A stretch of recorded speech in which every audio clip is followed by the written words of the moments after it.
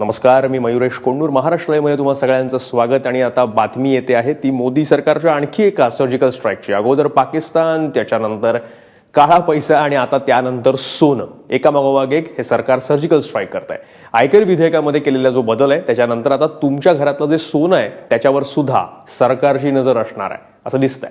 कारण अवैध संपत्तीतून जर सोनं गोळा केलं असेल तर तुमच्यावर कारवाई होऊ शकते. बेहिशेबी मालमत्तेप्रकरणी आयकर खात्यानं छापेमारी केली तर विवाहित स्त्रियांकडे असलेलं अर्धा किलो सोनं म्हणजे 50 तोळे सोनं हे कारवाईच्या अखत्यारीत येणार नाही. पण जर 50 तोळ्यापेक्षा एखादा ग्रॅम जरी सोनं अधिक आढळलं तर त्याचे सगळे तपशील तुम्हाला द्यावे लागतील की कुठून आलं हे सोनं. अर्थात ते सोनं वैध संपत्तीतून खरेदी केल्याचं जर स्पष्ट झालं तर ठीक आहे. शिवाय अविवाहित महिला ज्या आहेत त्यांच्यासाठी ही मर्यादा मात्र 25 तोळे इतकी आहे, तर पुरुषांसाठी ही अट 10 तोळे इतकी आहे. शिवाय पिढीजात किंवा वारसा हक्कानं मिळालेलं सोनं जर असेल तर त्याचेही योग्य पुरावे दिले तर ते सोनं चौकशीच्या फेऱ्यात येणार नाहीये. प्रशांत कदम आपले प्रतिनिधी आपल्या सोबत आहेत. प्रशांत, एकामागोमाग एक सर्जिकल स्ट्राईक सुरू आहे. आता या सोन्यावरच्या सर्जिकल स्ट्राईकची जी मर्यादा सरकार घालून देते त्याचे पडसाद दिल्लीमध्ये कसे उमटत आहेत? कारण राजकीय विरोधक अजूनही नोटबंदीवरून सरकारला धारेवर त्यांनी धरलाय.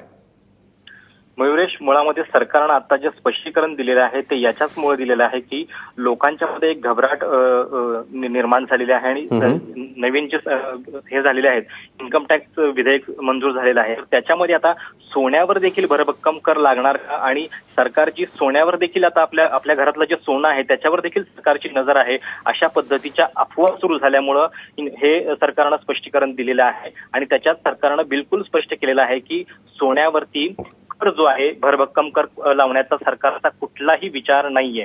आणि हे जे आता सरकारनं लिमिटेशन्स दिलेले आहेत ते केवळ जेव्हा अघोषित किंवा बेहिशेबी संपत्ती जास्त प्रमाणात सापडेल त्याच्यावरती जेव्हा छापे मारले जातील तर तेव्हाची या अटी आहेत.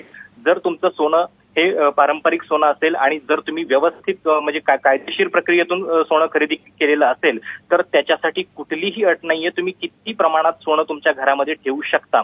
पण जेव्हा बेहिशोबी संपत्तीचा विचार येतो आणि अशा संपत्तीवरती जेव्हा छापे किंवा सरकार त्याच्यावर नजर ठेवतं तर अशी कारवाई करताना म्हणजे विवाहित महिला असतील तर त्यांच्याकडे 500 ग्रॅम, अविवाहित महिला असतील तर 250 ग्रॅम आणि प्रत्येक पुरुषापाठीमागं 100 ग्रॅम अशा पद्धतीचं सोनं जे आहे त्या सोन्याला सरकार हात लावणार नाहीये.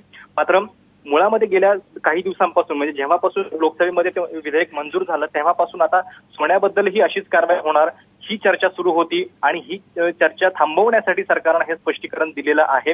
ज्यांनी अगदी लेजिटिमेट कायदेशीर प्रक्रियेनं सोनं खरेदी केलेलं आहे त्यांनी घाबरायची गरज नाहीये. ज्यांच्याकडे आपल्या पारंपरिक सोन्याचे हिशोब आहेत किंवा आपलं सोनं कुठून आलंय याचं ते स्रोत देऊ शकतील त्यांनीही घाबरायचं कारण नाहीये. आणि हे सांगण्यासाठीच सरकारचं हे आजचं पत्रक आहे.